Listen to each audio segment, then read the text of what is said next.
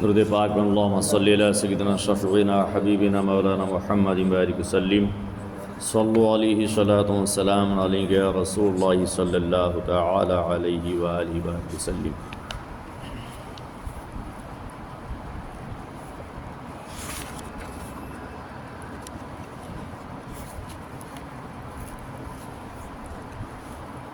اللہ رب العزت قرآن مقدس میں ارشاد فرمایا، کل شیء ہالک الا وجہہ لہ الحکم والیہ ترجعون۔ موت کا ذکر چل رہا ہے۔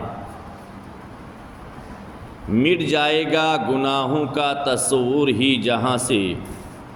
مٹ جائے گا گناہوں کا تصور ہی جہاں سے، اگر ہو جائے یقین خدا دیکھ رہا ہے، اگر ہو جائے یقین خدا دیکھ رہا ہے۔ دل پاک نہیں تو پاک ہو نہیں سکتا انسان، دل پاک نہیں تو پاک ہو نہیں سکتا انسان، ورنہ ابلیس کو بھی آتے تھے وضو کے فرائض بہت، ورنہ ابلیس کو بھی آتے تھے وضو کے فرائض بہت۔ اور سجدہ عشق ہو تو عبادت میں مزہ آتا ہے، سجدہ عشق ہو تو عبادت میں مزہ آتا ہے،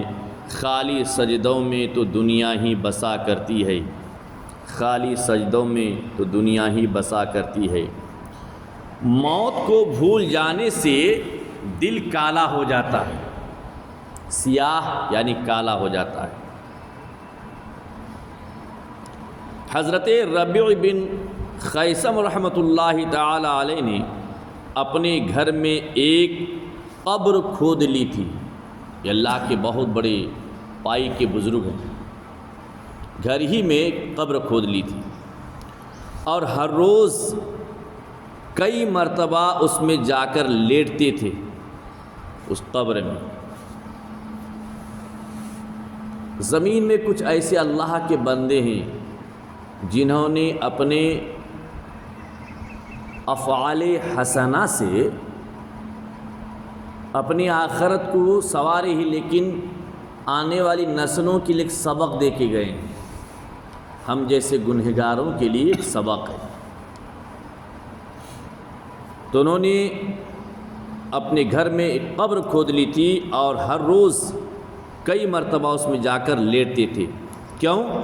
تاکہ موت کا خیال دل میں تازہ ہوتا رہے، موت کا خیال تازہ ہوتا رہے۔ ان کا قول تھا کہ اگر ایک دن میں ایک لمحہ کے لیے بھی موت کو بھول جاؤں تو میرا دل سیاہ ہو جائے گا، یعنی کالا ہو جائے گا۔ ان کا اپنا یہ خیال تھا۔ حضرت عمر بن عبد العزیز رضی اللہ تعالی عنہ نے ایک شخص سے فرمایا، تم موت کو کثرت سے یاد کرو، کیونکہ اس کے دو فائدے ہیں۔ موت کو کثرت سے یاد کرنے میں دو فائدے ہیں۔ پہلا یہ کہ اگر تم تکلیف میں مبتلا ہو تو موت کی یاد سے تم کو تسلی ہوگی۔ اگر کسی تکلیف میں مبتلا ہے جسمانی تو موت کی یاد سے تم کو تسلی ہوگی۔ اور دوسری یہ کہ موت کا ذکر تمہارے لیے آرام کو تلخ کر دے گا، یعنی کڑوا کر دے گا۔ جب موت کا ذکر کرے گا تو دنیاوی آرام میں جو لوگ عیش سے جی رہے ہیں اس آرام کو کڑواہٹ میں بدل دے گا۔ حضور علیہ الصلاۃ والسلام کے پیارے دیوانوں، عبرت حاصل کرو۔ بزرگوں نے فرمایا ہے کہ فَإِنَّ السَّعِيدَ مَنْ وَعِظَ بِغَيْرِهِ، یعنی نیک بخت وہ ہے جو دوسروں سے عبرت حاصل کرے، جو دوسروں سے سبق حاصل کرے۔ انسان کو چاہیے کہ یہ اپنے ہاتھ، پاؤں، آنکھ، انگلیوں اور زبان اور دوسری اعضاء کا خیال رکھے کہ یہ تمام اعضائیں ایک رب تبارک تعالیٰ کی عظیم نعمت ہے، عطا کردہ ہے۔ اللہ تعالیٰ نے یہ چیزیں ہمیں اس وجہ سے نہیں دیا ہے کہ ہم گناہوں میں استعمال کریں۔ اللہ تبارک تعالیٰ نے ہاتھ اس وجہ سے نہیں دیا ہے کہ کسی بے قصور پر ہم ہاتھ اٹھاویں۔ ہم اپنی طاقت کو آزمائیں، اپنی طاقت کے بل بوتے پر حق کو دبا دیں۔ اور اللہ تبارک تعالیٰ نے پاؤں اس وجہ سے نہیں دیا ہے کہ ہم اس پاؤں سے چل کر گناہوں کے اڈے کی جانب جاویں، بلکہ اللہ تعالیٰ نے اس پاؤں کو اس وجہ سے دیا ہے کہ ہم خدا کے گھر کی جانب چل کر جائیں اور اس سے حلال اور پاکیزہ رزق ہم کماویں، اور اسی پاؤں سے چل کر کسی مجبور، غریب، یتیم، بیوہ کی مدد کریں۔ اللہ تعالیٰ نے اس وجہ سے پیر دیا ہے، اللہ نے اس وجہ سے ہاتھ دیا ہے کہ اس ہاتھ سے ہم کسی غریب، یتیم، بیوہ، مجبور، مظلوم کی مدد کریں۔ ناجائز جگہ میں استعمال کرنے کے لیے اللہ تعالیٰ نے عظیم الشان جو نعمت ہے ہاتھ، اس وجہ سے نہیں دیا ہے۔ اور آنکھ اللہ تعالیٰ نے اس وجہ سے نہیں دیا ہے کہ ہم برائی کو دیکھیں، ہم ناجائز کے جانب دیکھیں، حرام کے جانب دیکھیں، نہیں، اللہ تعالیٰ نے دو آنکھیں اس وجہ سے دیا ہے کہ اس آنکھ سے دیکھ کر ہم اپنی اولاد کے لیے رزق کماویں، ہم اپنے فائدے کے لیے استعمال کریں، قرآن کو دیکھنے کے لیے استعمال کریں، حدیث رسول کو دیکھنے کے لیے استعمال کریں، اللہ کے گھر کو دیکھنے کے لیے استعمال کریں، مقامات مقدسہ کے جانب اس نظر کو اٹھاویں، نہ کہ حرام ناجائز گناہ کے جانب اس آنکھ کو استعمال کریں۔ اللہ رب العزت نے انگلیوں کو اس وجہ سے نہیں دیا ہے کہ ان انگلیوں سے ہم کسی اور چیز کو پکڑویں، نہیں، بلکہ اللہ تعالیٰ نے اس وجہ سے دیا ہے کہ ہم ان انگلیوں کو ہر اس جگہ استعمال کریں جہاں سے ہم کو ثواب ملے گا۔ قرآن کو پکڑیں، حدیث کی کتابوں کو پکڑیں، اللہ والوں کے داستان کی کتابوں کو پکڑیں، ہر جائز کام میں ان انگلیوں کو استعمال کریں۔ اور زبان رب تبارک تعالیٰ نے اس وجہ سے نہیں دیا ہے کہ اس زبان سے ہم گناہوں کی جگہ میں استعمال کریں، کسی کو گالی دینے میں استعمال کریں۔ اس زبان کو اللہ تعالیٰ نے اس وجہ سے نہیں دیا کہ ہم حرام یا ناجائز جگہ پہ اس زبان کو استعمال کریں، کسی پر ظلم کر اس زبان سے گالی دے کر، نہیں، بلکہ اللہ تعالیٰ نے حق بجانب طرفداری کرنے کے لیے اس زبان کو استعمال کرنے کے لیے اللہ تبارک تعالیٰ نے عطا کیا ہے۔ اور دوسرے جتنے بھی اعضاء ہیں، سر کے بال سے لے کر پاؤں کے ناخن تک، ان تمام اعضاء کو اللہ تعالیٰ نے ہمیں دیا ہے، ایک بہت بڑی نعمت ہے، بہت بڑی نعمت ہے۔ اگر سوچیں، بہت بڑی نعمت ہے، وہ نعمت ہے کہ اللہ تعالیٰ نے وہ نعمت ہمیں دے دیا ہے کہ ہم کسی جگہ اس کو خریدتے ہوئے نہیں پائیں گے۔ تو ان اعضاء کو ہم صحیح جگہ استعمال کریں، خدا کے گھر میں استعمال کریں، رسول اللہ کے گھر میں استعمال کریں، ہر پاک اور جائز جگہ میں ان اعضاء کو استعمال کریں۔ اور یہ تمام اعضاء ایک دوسرے سے جدا ہو جائیں گے ایک نہ ایک دن۔ یاد رکھیں، جسم میں ہمارے جتنے بھی اعضاء ہیں، سر کے بال سے لے کر پاؤں کے ناخن تک ایک دن جدا ہو جائیں گے۔ اگر ہم نے ان اعضاء کو گناہوں کی جگہ میں استعمال کیا، خطاؤں کی جگہ میں استعمال کیا، ناجائز جگہ میں استعمال کیا، تو یقین جانیں کہ بروز قیامت اللہ تبارک تعالیٰ کے سامنے یہی اعضاء ہمارے خلاف گواہی دیں گے، ہمارے خلاف گواہی دیں گے۔ اور تھوڑے دنوں میں یہی ہمارے بدن مٹی میں مل جائیں گے، اور یہ بدن زمین کے کیڑوں کی غذا بن جائے گا۔ پھر تم اپنی صورت کا خیال کرو جو قبر میں ہوگی۔ آج ہم اپنے حسن پہ ناز کرتے ہیں، ہم اپنے خوبصورتی پہ ناز کرتے ہیں، ہم جسم کی طاقت میں ناز کرتے ہیں، قوت پہ ناز کرتے ہیں، لیکن یاد کیجئے ایک دن قبر کی منزل کو ہمیں یاد کرنا چاہیے کہ یہی ہمارا بدن، یہی جسم ایک دن قبر کے کیڑوں کا غذا بن جائے گا، صرف ہڈی کا ڈھانچہ رہ جائے گا، ہماری صورت کو کوئی دیکھنے والا نہیں ہوگا۔ آج جس صورت کو ہم آئینے میں دیکھتے ہیں، ناز کرتے ہیں، یہی صورت، یہی چہرہ وہ رنگ روپ اختیار کر لے گا کہ کوئی دیکھ نہیں سکتا، قبر کے کیڑوں کا غذا بن جائے گا۔ آپ دیکھتے ہوں گے آج بھی فرعون کی لاش موجود ہے زمانے کے سبق کے لیے، اور ایک سڑا گلا ہوا مردار بدن بن جائے گا قبر میں۔ اس طرح کے خیالات دل میں لاؤ تاکہ دل موت سے خبردار رہے۔ کبھی کبھی ہمیں بیٹھ کے سوچنا چاہیے کہ جب ہم مر جائیں گے ہمارے جسم کو 4 لوگ اٹھا کر قبر کے سپرد کر دیں گے تو ہمارے باڈی کا کیا حال ہوگا، ہمارا جسم کیسا رہ جائے گا، پیر کیسا رہ جائے گا، آنکھ کیسی رہ جائیں گی، سر کیسا رہ جائے گا۔ نہ جسم میں طاقت رہیں گی، نہ ہاتھ کی طاقت، نہ پیر کی طاقت، نہ بدن کی طاقت، نہ یہ حسن، نہ خوبصورت، نہ یہ حسن جمال رہے گا، کچھ نہیں رہ جائے گا، کچھ نہیں رہ جائے گا۔ یہ تمام خیالات جب ہم دل میں لائیں گے، دل کی محبت، دل میں دنیا کی محبت نہیں بلکہ اللہ کی محبت پیدا ہوگی، دل میں دولت کی محبت نہیں بلکہ اللہ اس کے رسول کی محبت پیدا ہوگی، دل میں دنیاوی حسن جمال کی محبت نہیں بلکہ اللہ تعالیٰ کی کتاب کی محبت، دینی باتوں کی محبت پیدا ہوگی، اسلام اور اپنے مذہب کی محبت پیدا ہوگی، خدا سے قریب ہونے کی اللہ تبارک تعالیٰ توفیق عطا فرمائے گا، نیک اعمال کی جانب قدم کو بڑھانے کے اللہ تبارک توفیق عطا فرمائے گا، گناہوں کی جانب سے ہم دور ہو جائیں گے، خطاؤں سے دور ہو جائیں گے،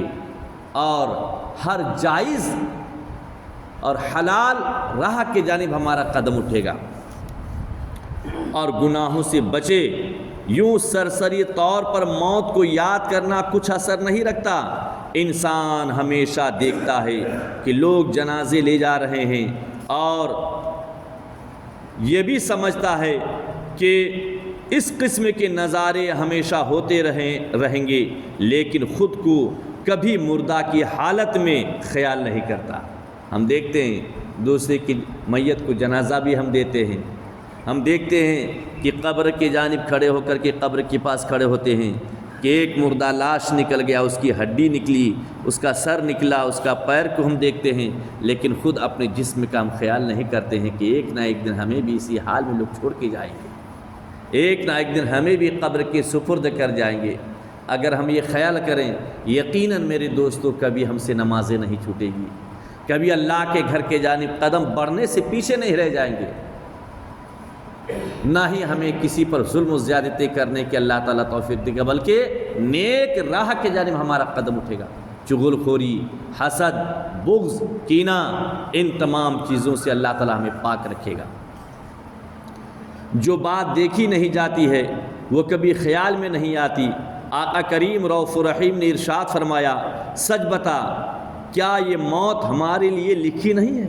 میرے نبی نے فرمایا اپنے دیوانوں سے، پروانوں سے، اور یہ جنازہ جو لوگ لے جا رہے ہیں، سچ بتا کیا یہ مسافر نہیں ہے؟ ایک دن پیدا ہوا، 40 سال 50 سال رہا، پھر وہ اپنے راہ کے جانب چل بسا، تو یہ تو مسافر ہی ہے جو پھر جلدی ہی لوٹ آئیں گے۔ لوگ ان کو مٹی میں دفن کر کے ان کی میراث یعنی جائیداد کھاتے ہیں اور اپنے حال سے غافل رہتے ہیں، اپنے حال سے غافل رہتے ہیں۔ باپ کو سپرد خاک ہم نے کر کے آئے، باپ کے میراث کو اولاد اپنے آپس میں بانٹ لیتے ہیں اور بڑے مزے سے کھاتے ہیں، لیکن کبھی نہیں سوچا کہ جس باپ کے میراث کو ہم نے تقسیم کر لیا، میرے باپ کو میں نے اپنے ہاتھوں سے سپرد خاک کر کے آیا، ایک نہ ایک دن ہمیں بھی اسی حال میں جانا، وہی حال ہمارا ہوگا۔ بہن کی میراث کو ہم نے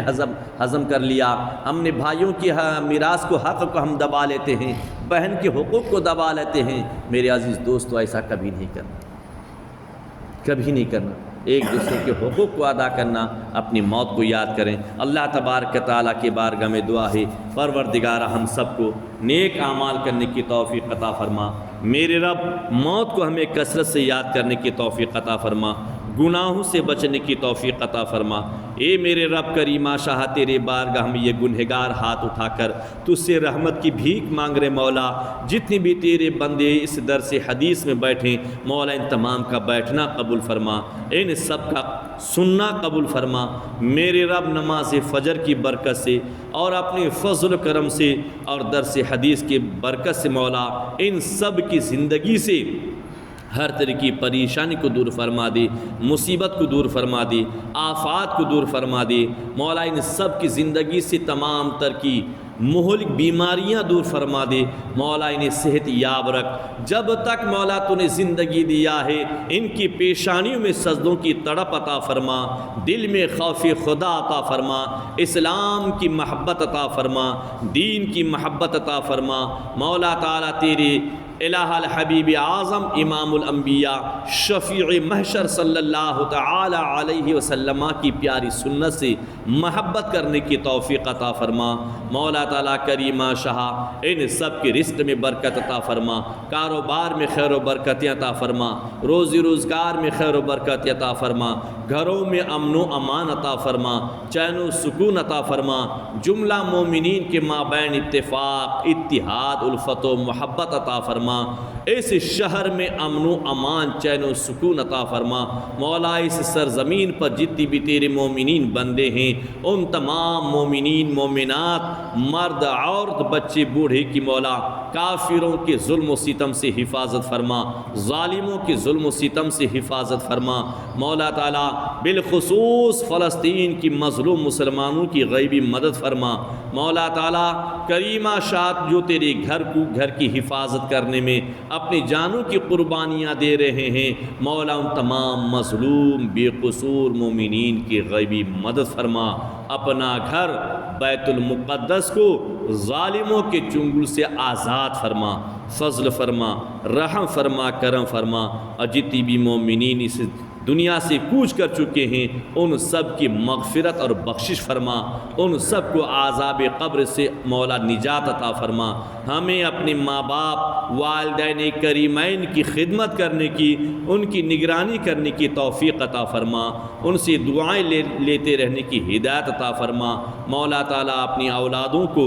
دینی تعلیم سے آراستہ کرنے کی توفیق عطا فرما مولا تعالیٰ، انہیں نمازی بنانے کی ہدایت عطا فرما مولا، تیرے گھر کو آباد کرنے کی توفیق عطا فرما، تجھے فضل کرتی لگتی نہیں بار، نہ ہو مایوس تجھ سے امیدوار،